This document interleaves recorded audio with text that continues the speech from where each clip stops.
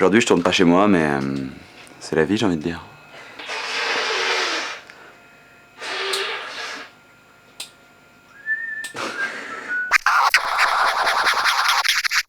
Ça y est, l'été c'est fini.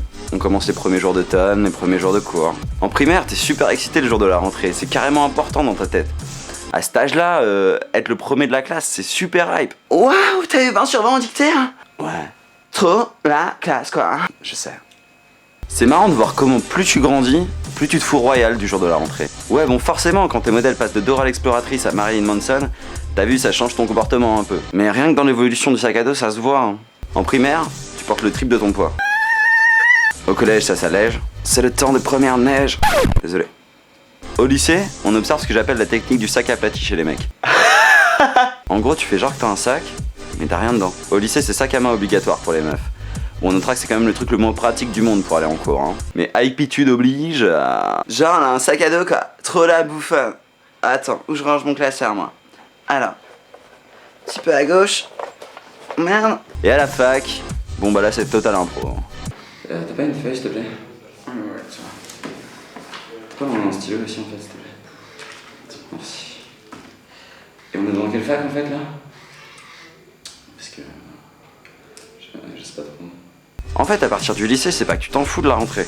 C'est le côté école-cours dont t'as rien à battre plus précisément. Tout est une question de popularité, quelque part. Donc tu veux être beau gosse, tout le monde ramène les dernières fringues qu'il a achetées. Mais c'est marqué sur leur front, les mecs ils sont pas à l'aise quoi. Je possède le nouveau t-shirt. Pas à l'aise. Et t'as toujours le mec qui refuse que l'été soit fini. Ça va? Tranquille. Puis t'as l'impression de jouer au loto à chaque rentrée, qui y aura dans ma classe, quel prof j'aurai. D'ailleurs, on retrouve toujours les mêmes types de profs. Il y a le prof cool. Lui, il se prend pour Pascal le grand frère, version hippie. Ça va les mecs, c'était cool cet été? Voilà. Les maths. Il y a le prof Gestapo, personne n'a rien dit, c'est le premier cours, tout le monde vient de s'asseoir.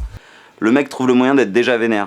Vous me faites chier comme ça. Je vous fais chier comme ça. C'est généralement le même qui est encore le seul à vouloir choisir les places des élèves au lycée. C'est comme ça que j'ai passé tous mes cours de philo de première L à côté de la meuf qui pue.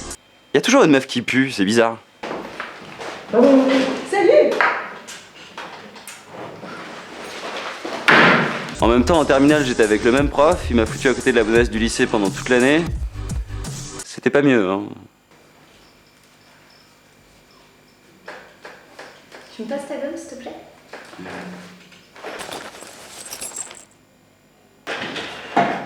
J'ai pas de gomme, en fait. Il est con ce mec. Il y a aussi le prof à 0% d'autorité. C'est le genre de prof à être terrorisé par les élèves, même dans un lycée privé en Suisse, quoi. Et généralement, c'est une femme ayant l'air d'avoir 1000 ans. Donc, comme disait Jean-Paul Sartre, Hugo, vous êtes en retard. Ta gueule. Donc, Jean-Paul Sartre, Donc soyez gentils avec vos profs cette année aussi. C'est dur pour eux aussi, d'accord? C'est pas facile.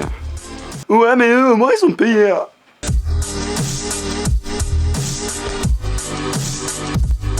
Et vous êtes de plus en plus nombreux sur Facebook. Pour vous remercier, cette meuf va vous montrer ses seins. Vas-y. Non merci. J'ai pas envie.